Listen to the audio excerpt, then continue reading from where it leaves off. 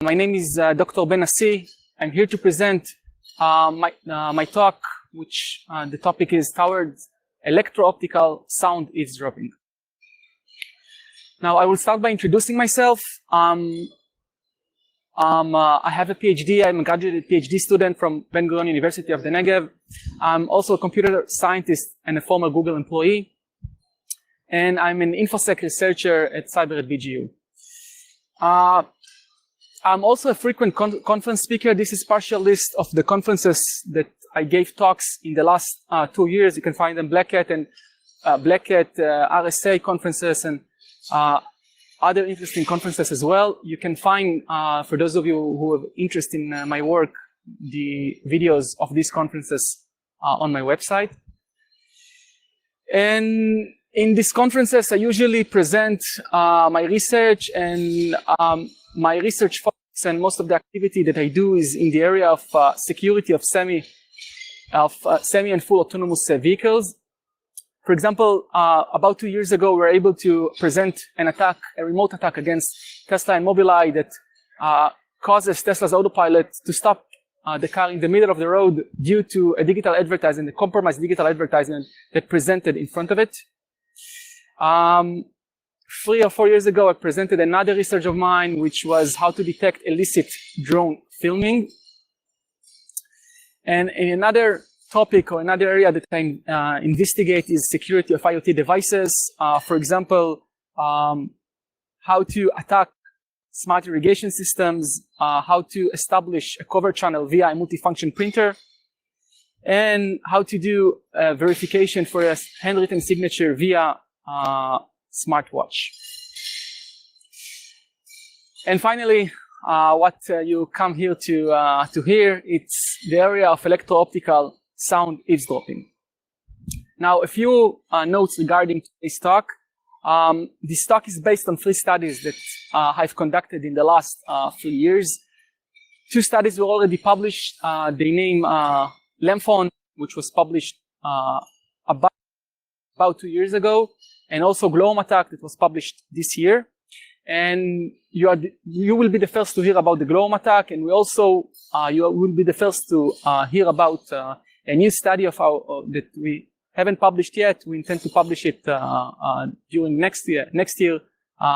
Its name is the Lidl seal bug. Now, this is the agenda for today. We'll start with background of sound eavesdropping methods. We'll discuss about related works. We will then discuss about electro-optical sound eavesdropping. We will cover Lemphone, Gloom Attack, and this Lidl seal bug. And at the end, we will end up with some takeaways. And on the spare time that we will have, I will take some questions from the audience. Okay, so let's start to understand what is exactly sound eavesdropping. Now, according to Wikipedia, eavesdropping is the act of secretly recovering sound from a target victim without his consent. Okay? This is one sentence that defines eavesdropping. Now, you should know that most of the methods related to sound eavesdropping were developed by R&D departments of secret agencies, not by the academia. However, some methods were also were also developed by the academia, and as a result, they are known to the public. And for example, there is an early evidence of science in the area of sound eavesdropping, which appeared around World War II and maybe even some before. Okay, so let's understand what is exactly the related work in this area. So in recent years, the scientific community suggested various ways to recover sound. Okay, however, you can basically categorize them into 2 categories. The first one is the internal methods, and the second one is the external methods. So let's try to understand, first of all, what is the internal methods. Now, internal methods are methods that rely on data obtained by a device located in proximity to a victim. Okay, by a device, by a compromised device. And it was demonstrated how, for example, motion sensors of smartphones can be used to recover data obtained from motion sensors of smartphones. Now, for example, gyroscope and accelerometer can be used to recover speech. Okay, it was also demonstrated how data obtained from the LiDAR of a robotic vacuum cleaner can also be used to recover speech. And from an eavesdropper perspective, the greatest advantage of these methods are that, in fact, they are permissionless. It means that if an eavesdropper wants to basically obtain the data, for example, the data from the motion sensor or the data from the LiDAR, you won't need to basically, the application doesn't require any spatial permission to do it. You can obtain motion sensor data even without showing it to the user of the application. Okay, so they are permissionless, and as a result, it is easy for attackers to obtain data without basically telling the user that they do so. However, the greatest disadvantage of these methods is the fact that they require the attacker basically to compromise the device with a malware, either in the application or either in the device itself, in order to obtain the data and also exfiltrate the data from the device to the attacker via the internet. Okay, so attackers or eavesdroppers need to basically compromise a device with a malware in order to do so. And as a result, there is a second category which I define as external methods. And external methods are methods that rely on data obtained by a remote sensor, okay, which is not located near the victim. The victim is the one that basically do the conversation, the one that we intend to recover the content, its conversation. Now, for example, it was demonstrated that the laser microphone can be used to recover sound, okay? And this is, for those of you who are not familiar with laser microphones basically relies on a laser transceiver to recover sound by directing a laser beam toward an object, okay? This can be, for example, a bag of chips that is located near the victim, and analyzing the object's response to sound. Now, if you think about it, this is pretty amazing, okay? Because from an eavesdropper perspective, this is completely an external method. This method doesn't require the eavesdropper to compromise any device with a malware, okay? Moreover, this can be applied in real time. However, the greatest disadvantage of this method is the fact that this method is active. It means that basically a laser beam is utilized in order to obtain data that can be used to recover sound. And as a result, it gives indication for the victim or the organization that this method is being applied by someone, by an eavesdropper, to recover sound. Now, finally, it was demonstrated about 5 or 6 or maybe 7 years ago by a group of scientists from MIT, a new method, an innovative method. They named it the visual microphone. Now, the visual microphone basically uses a high-frequency video camera that able to capture about 2,000 frames per second. And they did it, and they used this amazing video camera in order to recover sound by analyzing the object's response, its vibration, okay? For example, take a bag of chips. They analyze the vibration of the bag of chips to sound from the frames, okay? This is why they use a high-frequency video camera. Now, the visual microphone is an amazing method that was demonstrated by the guys from MIT. It is also external method. You don't need to compromise any device with a malware, okay? It is passive as opposed to the laser microphone, which utilize a laser beam. In this case, this is being done via a video camera. This is completely passive. As a result, the user or the victim doesn't have any indication that this method is being utilized or being used to recover sound. However, there are two main disadvantages for this method. First of all, it cannot be applied in real time. It requires heavy computational resources in order to process this amount of frames in real time. And as a result, this cannot be obtained in real time. Just for you to understand, they were able to recover 3 hours of sound 3 seconds of sound in 3 hours of processing. And also, it was demonstrated only against, I would say, screaming. The authors of this paper haven't demonstrated this method against, I would say, a normal volume or something like the volume that I'm currently speaking in this conference, which is somehow beyond the normal. For example, this is what you will use in a virtual meeting, okay? So this is the greatest advantages of this method.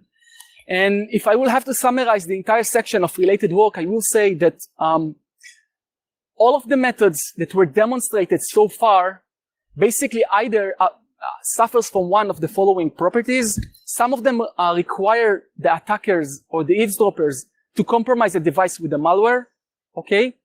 Other are active. It means that they give indication to the victim when they are being utilized by the eavesdropper. And others cannot be applied in real time or can only be used to recover screaming and not, I would say, normal levels of speech as the level that I'm just using. Okay, so this is for the section of the related work. Let's try to understand what is electro-optical sound eavesdropping. Now, electro-optical sound eavesdropping is somehow very complex sentence. However, if I will have to summarize it in a more simple way in 4 words, electro-optical sound eavesdropping is basically converting light to sound. Okay, this is an optical method which converts light to sound. And some of you probably wonder, how can we convert light to sound? So it goes as follows. The process goes as follows. Sound waves are produced either by a human victim or a victim device. A victim device can be a speaker, for example. A photodiode is directed via a telescope to capture light from a target human or the device.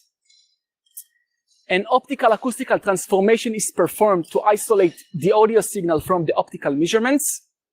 And perceptible sound is isolated from the optical measurements and can be heard by the eavesdropper. Now, some of you probably wonder, what is a photodiode? So a photodiode is a device that converts light into an associated electrical current. Okay, so photodiode can be sampled by an A to D at any desired frequency rate, given that they have the needed sensitivity to support it. And photodiodes have various uses. For example, to detect the ambient light in smartphone, this is being used to basically balance the light of your the level of light of your smartphone screen. You can see it is integrated to each and every smartphone. However, in this study, we used more professional photodiode. You can see it on the right side. This is the photodiode that we used for our experiments or for our research. Now, here is an interesting fact. We are all carry a photodiode in our pockets right now. They are, as I mentioned before, integrated to our smartphones. So, electro-optical sound eavesdropping, let's discuss about the advantages of this method. Basically, it's external. Okay, you don't need to compromise any device with a malware. This is being done completely with a remote sensor. This is passive. It means that it doesn't give any indication regarding its use. Okay, a photodiode doesn't rely on a laser beam. It is completely passive sensor. Moreover, it can be applied in real time. The transmission from optics to acoustics can be applied immediately. And finally, it can be used to recover speech at normal volume. Okay, now let's start to discuss about the first research that we did. We named it Lamphon. Now, I would say that this research was co-authored by myself, by Yaron Pirotin, by Professor Adi Shamir, Professor Yuval Alovich, and Dr. Boris Zadov. And Lamphon basically converts optical measurements obtained from the movement of a hanging light bulb to sound. Okay, this is a side channel attack for those of you who are familiar with this category of research. This is done by exploiting the small or the subtle changes in light as they are captured by the remote photodiode. And the small changes in light are the result of the small vibrations of the hanging light bulb when sound waves, okay, hit the light bulb surface. Okay, now I would start with a warning. Turning a hanging light bulb into a microphone is a very challenging task. Some of you are probably wonder why. And the fact is that light bulbs were not exactly designed to be used as microphones. So I will try to convince you that despite the fact that they were not designed to be used as microphone, you can exploit their use for a different purpose.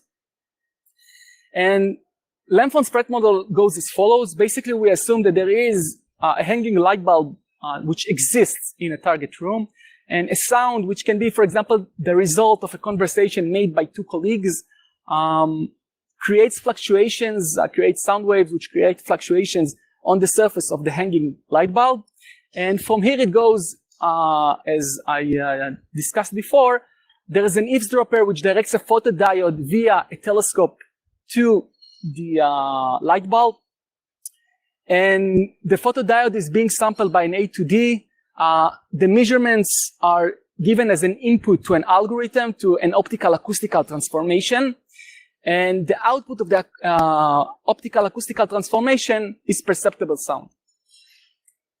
Now, some of you probably wonder how small are the hanging bulb vibrations. So in order to answer it, we actually conducted an experiment. We actually attached a gyroscope to the bottom of a hanging light bulb. We took a standard hanging light bulb. This was an E27 12 watts hanging light bulb, an LED.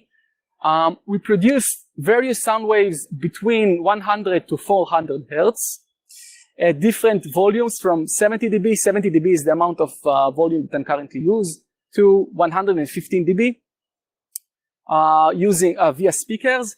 And we sampled the gyroscope at 800 hertz using Raspberry Pi. Okay, we connected the gyroscope to Raspberry Pi in order to sample or to obtain the measurements from the gyroscope. We computed the angle as the function of the frequency. Okay, the function of the frequency, basically it's the sine wave that was produced from the speakers. For the two angles, which are phi and theta, and these were the results. And the conclusions we made from these results are as follows. Basically, as can you see, the movement is very, very small. It's in millidegrees. Okay, it's between 5 millidegrees to 60 millidegrees. As you can see, the response is not equal across the spectrum. Okay, the angle changes as a function of the frequency. You can see that there are peaks on 250, however, around 100 and around 400, this is somehow the response is more flat. And finally, as you can see from the results, basically the response increases as the volume increases. This is somehow not very surprising because when you're using, I would say, higher volume, you actually create a stronger vibration from the bulb. Okay? So we wanted to test our method in a real setup, and we decided to evaluate Lamphon's performance when recovering sound from a bridge located 25 meters from an office. And the office contained a 12 watt E27 hanging light bulb, an LED light bulb.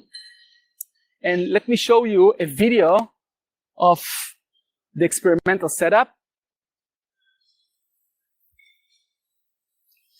Okay, so we placed our equipment where you can see on the bridge, and this is a video of us during the experiment.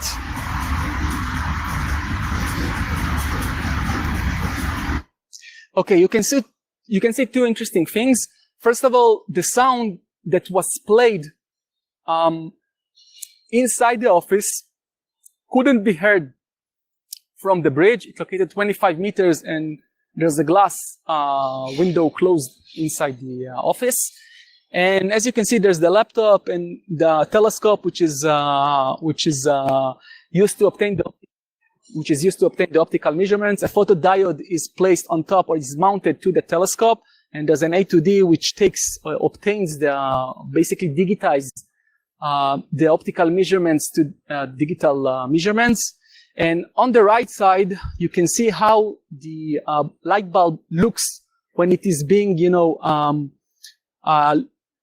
when you look it through the telescope. Okay, you can see it's very, very small, and you are about to see that it produces some very interesting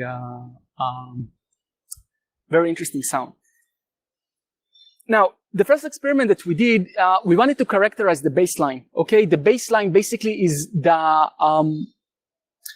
trying to obtain optical measurements via the photodiode when no sound is played inside the office. Okay, this is what we call the baseline. So basically what we did is we obtained optical measurements via the telescope. No sound was played. We directed the telescope to the light bulb. No sound was played near the light bulb. It was completely silenced. Now these are the results that were obtained. This is an FFT graph of the result. What you can see, there are two interesting conclusions. First of all, the LED bulb works at 100 hertz.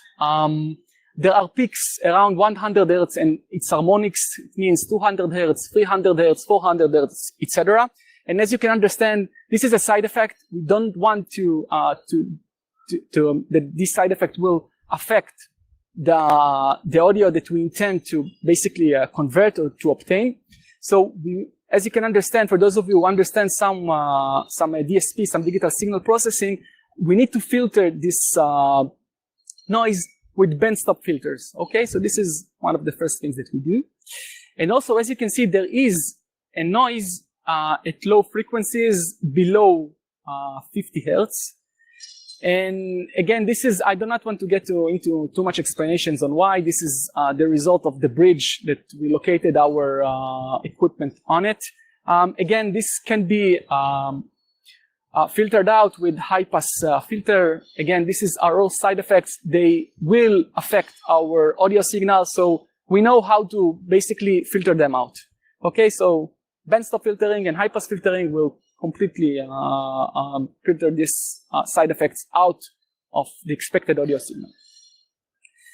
Now, the next thing that we did is we try to analyze the frequency response of the light bulb to sound. So we actually obtained optical measurements, okay, via the photodiode while the speakers played a frequency scan. A frequency scan is a chirp, okay? A sweep, maybe you are familiar with this name. It was played via the speakers in proximity to the hanging light bulb. Again, we obtained optical measurements from the photodiode that was directed via the telescope to the hanging light bulb. Now, these are the results that we obtained. There are two interesting conclusions that you can see from these results. First of all, the signal-to-noise ratio improves when a telescope with a bigger lens is used. Okay, this is an optical amplification. If you use a bigger telescope, you get a better signal-to-noise ratio. And also you can see that the SNR is not equal across the spectrum. For those of you who understand a bit with DSP or digital signal processing of audio, basically all you need to do is to use equalizer in order to balance the frequencies so they have the same response. So you basically try to, first of all, profile the response, and then you design the equalizer. And the equalizer that we designed, you can see it on the right side. Now, this is a good time for us to discuss about the optical acoustical transformation. So in order to recover sound from light, from optical measurements, you need to basically apply the following, I would say, stages, the following process. First of all, you need to use bandstop filtering and high-pass filtering to filter the side effects. We do some noise reduction, we do some normalization. Basically, we scale the signal to the scale of 0 to 1. We do some noise reduction.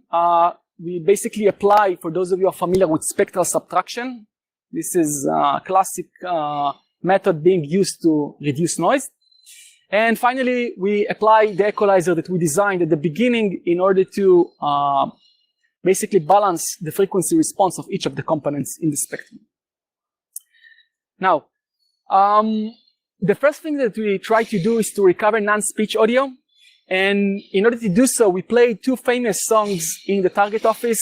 The first one was Let It Be by the Beatles, and the second one was Clocks by Coldplay. We obtained the optical measurements and we recovered the signals using the transformation, the optical acoustical transformation that I've presented in the previous slide. And on the left side, you can see the raw data. This is the raw optical measurements that were obtained from the photodiode. In the middle, you can see how the signals looks at the end of the process. And on the right side, you can see the original signals that were played by the speakers or via the speakers, okay? Now, for many of you, it doesn't say a lot because this is completely visual, so let me just try to play you the recoveries. And what I want to show you is that Shazam and SoundHound are able to basically identify the recoveries because they are in very high quality. So the first recovery is this, and let me know that you are able to hear it.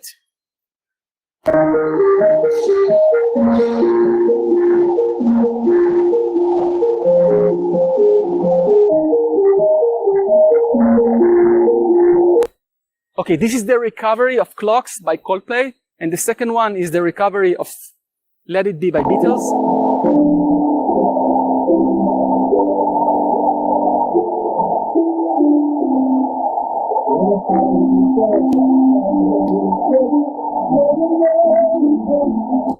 Okay, I think that you can see that Shazam able to recognize them and to identify them. The quality is very good. Now, the next thing that we try to do is to recover speech audio. And in order to do so, we played a famous statement made by the former president of the US, Mr. Donald Trump. We will make America great again. And we obtained the optical measurements and we use the optical acoustical transformation to recover sound. And basically, as you can see, these are the results. On the left side, you can see the original optical measurements that were obtained from the photodiode. In the middle, you can see the recovered signal. And in the right side, you can see the original signal that was played from the speakers. Now, I want to show you, I want to play you the recovery. And as you can see, Google text-to-speech engine enables to basically recognize and transcribe the results. Okay. We will make America great again. Okay, I hope that you were able to hear it. This is President Donald Trump. We will make America great again.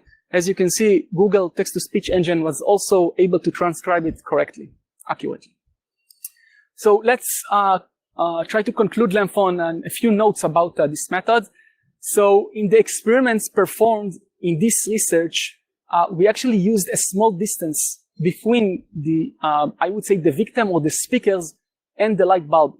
Basically, the recoveries are the result of 5 centimeters. This is something that's between the light bulb and the victim. Okay, and also we use very high sound level in order to perform this experiments. However, by using more professional equipment, and basically this is the A2D and the optical and the photodiode that we are using, we were able to extend this distance between the light bulb and the speakers or the victim to 50 centimeters. Okay, 50 centimeters is something like this. Now, and also we were able to recover it from, I would say, normal speech level. Normal speech level is about the level of a virtual meeting, 70 to 75 decibels.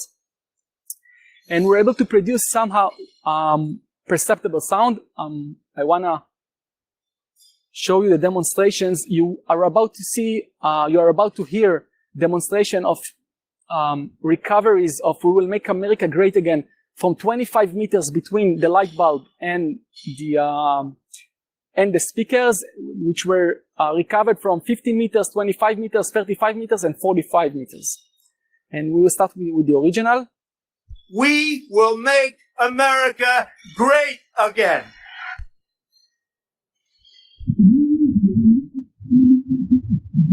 This is 15 meters.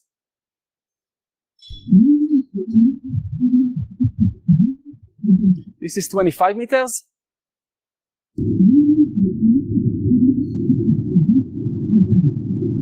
This is 35 meters. Okay, so probably some of you are wondering if it's only like a half of a meter, which is something like this.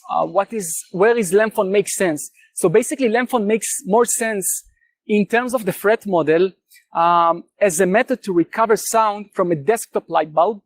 Okay, in offices setups. Now think about the conversation that you do in front of a desktop where on top of the desktop there is a light bulb located on top of it. And this is because the standard depth of desks is usually 60 centimeters. Okay, so from 25 centimeters, this is about the half of the depth, and 50 centimeters, this is almost I would say the depth of a standard desktop. So this is where Lemphone makes more sense in terms of its threat model. Okay, as a method to recover sound from a light bulb placed on top of a desktop while you're doing a conversation, whether it's a virtual conversation, whether it's a physical conversation, whether it's a phone conversation. This is where you should be worried about Lemphone. Now, we will make the second research that we did in this category, we named it the glow attack. And the glow attack is a different type of method. It's also a method that converts light to sound. However, in this case, the glow attack converts optical measurements obtained from a device power LED, okay, to sound.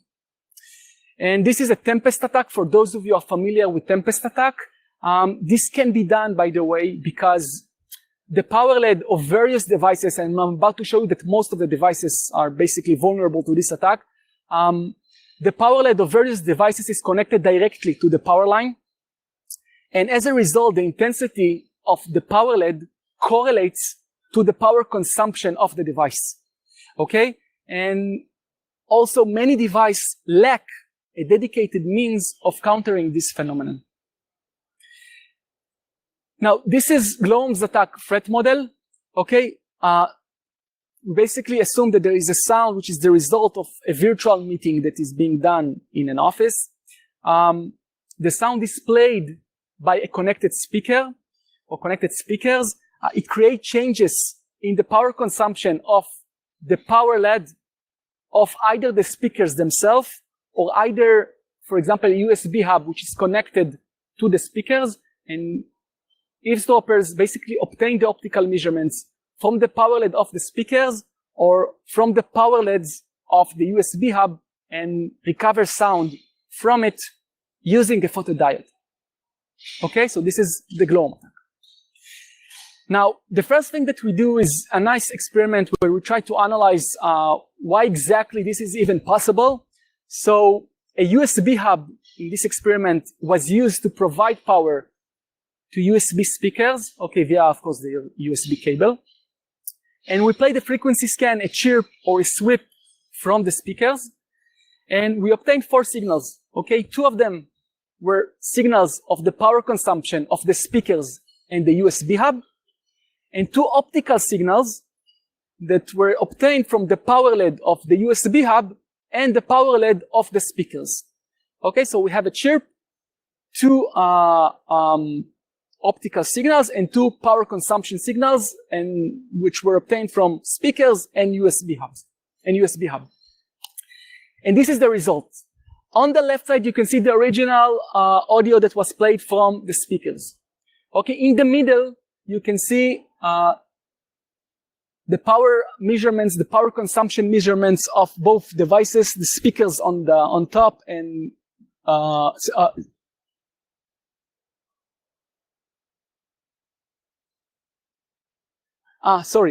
on the middle, you can see the power measurements of the speakers, and on top and on the bottom, you can see the optical measurements of the speakers. And on the right side, you can see the power measurements obtained from the USB hub and the optical measurements obtained via the power LED of the USB hub.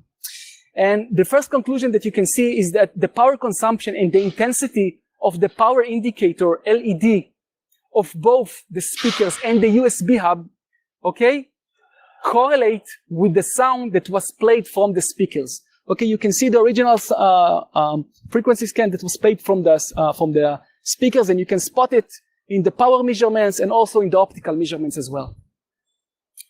Now, the next thing that you can see is that the manufacturers of these devices do not distort or change the non-linear response of the intensity of an LED to power consumption, and this can easily be done by integrating filters and voltage stabilizers into the electrical circuits, okay? If they would do it, you won't be able to spot this frequency scan inside the power measurements or inside the optical measurements.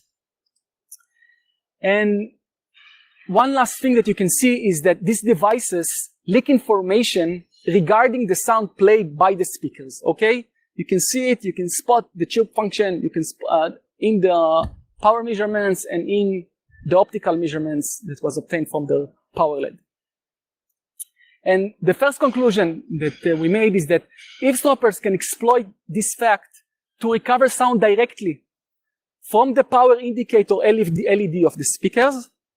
Moreover, eavesdroppers can exploit this fact to recover sound indirectly from the USB hub that was used to provide power to the speakers, okay? So you can go directly from the speakers and indirectly from the USB hub, from the power LED.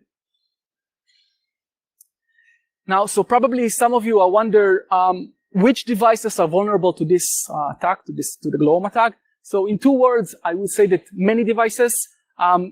There are smart assistants, which are Google Home Mini and Google Nest Audio, and speakers, the greatest manufacturers of speakers, which are JBL, Creative Pebble, Logitech, and Sony, and Beats, which was acquired by Apple.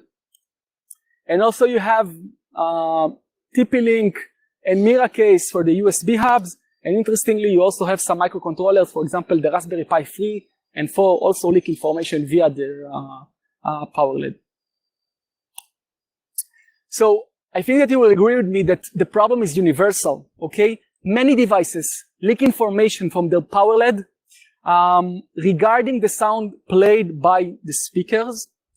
And the recovered SNR, as you can see on top, is basically depends on the device and is affected by the intensity of the power indicator LED of the device and some other factors, which I will say for those of you for the Q&A if you are interested.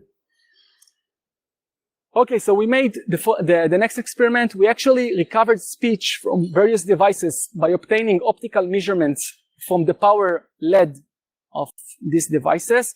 And we actually used, we actually played the sentence, don't ask me to carry an oily rag like that. You can see the original spectrogram, and Wiener and Logitech are the 2 speakers, and TP-Link and Miracase are the 2 USB hubs. And I want to play you the recovered signals so you'll be able to hear them. You are about, the first 2 that you will hear were recovered from the power LED of the speakers, and the other 2 that you will hear at the end were recovered from the USB hubs. What happened to the phone and only work like that?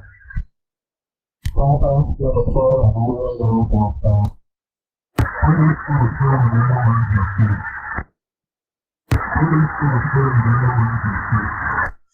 Okay, so in this case, we were able to recover it from about 5 meters.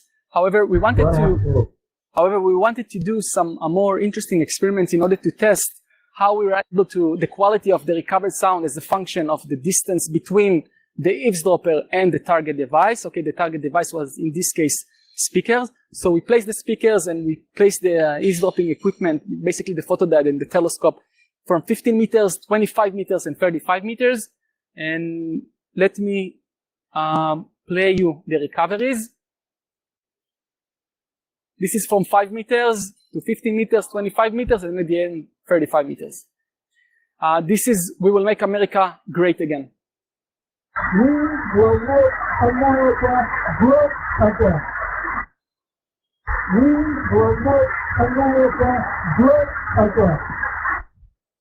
We will make America great again. We will make America great again.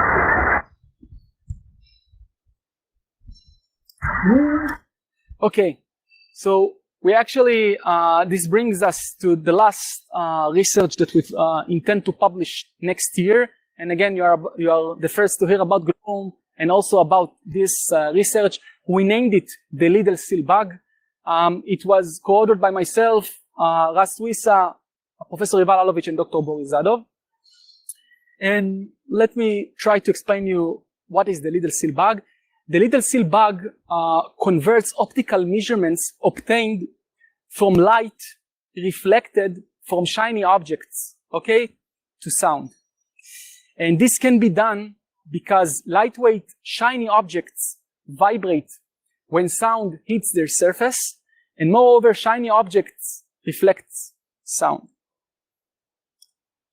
Now, basically, the idea resembles to the idea discussed in LAMPhone. However, in this case, we are not converting the light from a device which produces light, okay? We actually convert light from reflections of the light on a nearby object, okay? Now, basically, the little seal bug threat model goes as follows. We assume that sound, basically, which can be done which is probably the result of a conversation made in the room, creates fluctuations on the surface of a shiny object which reflects light. Now, some of you probably wonder what are these shiny objects. So before I came to here to Abu Dhabi, I was in Dubai. I bought these two nice Burj Khalifa statues. These are the type of the things that can be used to recover sound because they are shiny, and as a result, they reflect light that hits their surface. Okay, we didn't use these specific statues in this research. We used their equipment. Let me show it to you. This was basically the equipment that we used to recover sound. Okay, you can see a Master Coffee can. You can see a stand for a smartphone, and you can see a different type of statue of a bird that was used to convert light to sound, okay, based on the reflections of light on its surface. Now, the entire recovery in this case is the same as in glowworm attack, also as in LAMPhone attack. Again, the eavesdropper in this case directs a photodiode towards the shiny object and obtain the optical measurements and converts them to sound using the same algorithm or the same transformation that I've presented a few slides ago. And this is basically the evaluation setup, okay? You can see the telescope on the left side, and you can see on the right side how these nice statues or these nice, what we call the little seal bugs, are placed on a desktop. Probably some of you have this type of objects on the desktop. Some of them even reflect light. Master Can Coffee, you can see basically they are standard objects that some of you maybe even got from this conference as well. By the way, I just want to mention they're completely passive. There is nothing inside of them. Completely passive objects were used to recover sound. Okay, so we actually, you're about to hear the recoveries of, she had your dark suit in greasy wash water all year. You will, at the beginning, hear the original one, and you will see the recoveries from the objects. She had your dark suit in greasy wash water all year. You had your dark suit in greasy wash water all year. You had your dark suit in greasy wash water all year. You had your dark suit in greasy wash water all year. You had your dark suit in greasy wash water all year. Okay, so I just want to mention one thing. The last thing that this thing that you're seeing in here is basically a blind shutter. Okay, this is Venetian blind shutter. They are commonly used in offices. We're able to recover sound from these shutter blinds.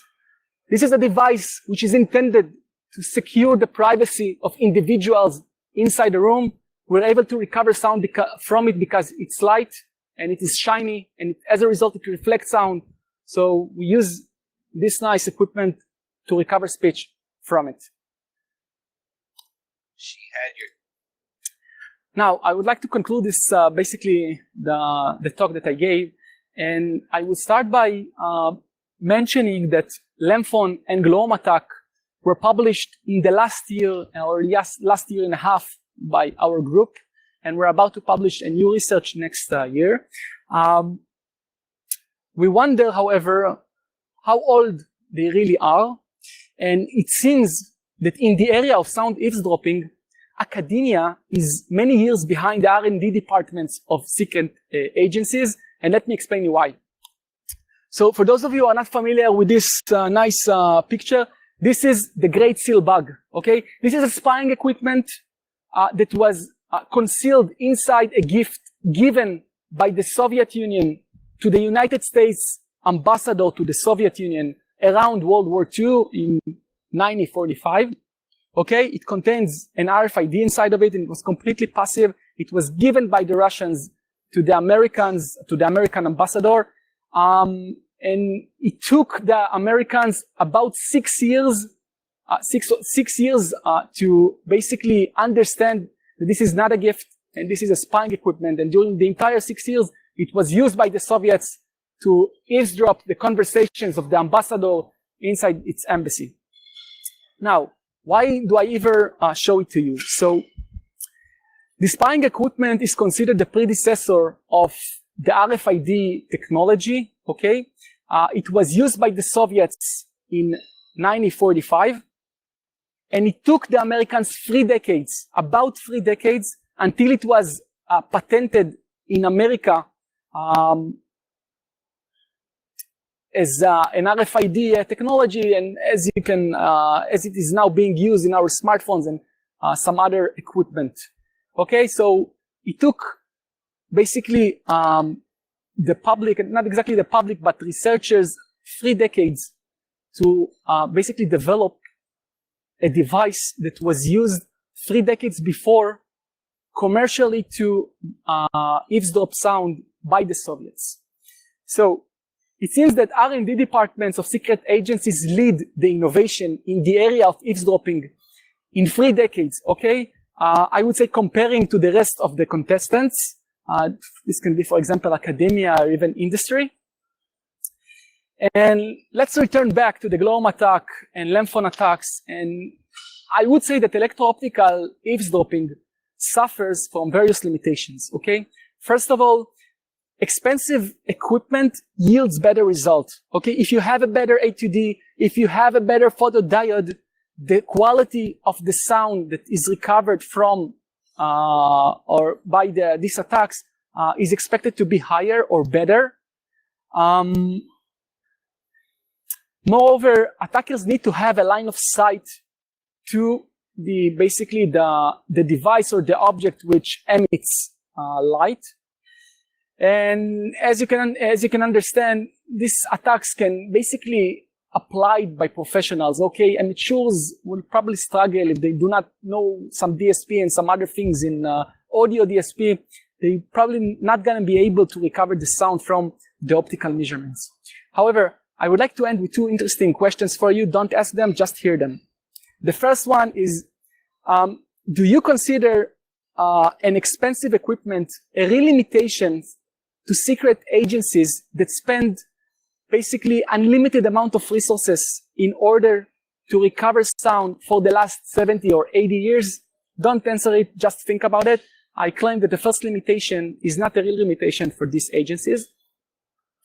And if we learn something from the past, maybe, and I'm just saying maybe, it is possible that electro-optical eavesdropping has been used for 3 decades without our awareness by these agencies to recover sounds from power LED that are probably integrated to devices before that I was even born, or from hanging light bulbs that are very popular for the last, I'm not sure how many decades, even before I was born. Again, this is only something to think of, nothing else that need to be answered here. Now, I'm about to take questions from the audience. If you have some, I want to thank you for attending this talk. Asking for 15 minutes of your time is a large request, and I hope that you had fun. Additional talks of mine appear at my website, which you can get from my LinkedIn account. Just scan the QR code. And one last thank is for the guys of Hacking the Box for basically inviting me to give this talk, and for their amazing support to bring me here to be a speaker. this is it. Thank you very much. And this is the time for questions. If you have some, I will be happy to answer them.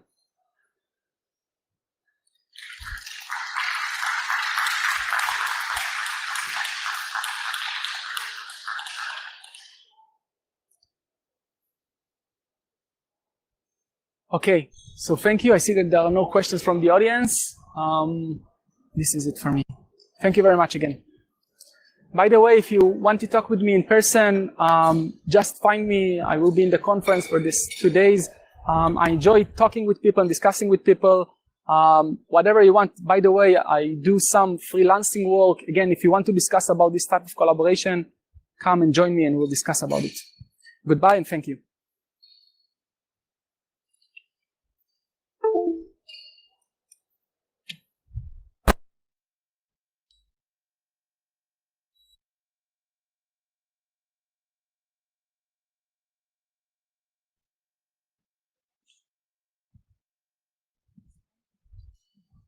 So, ladies and gentlemen, thank you very much for attending.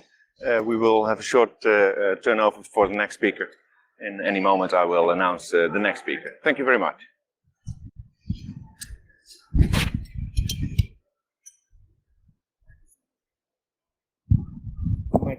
Sorry. I hear myself. You can use it. Yeah.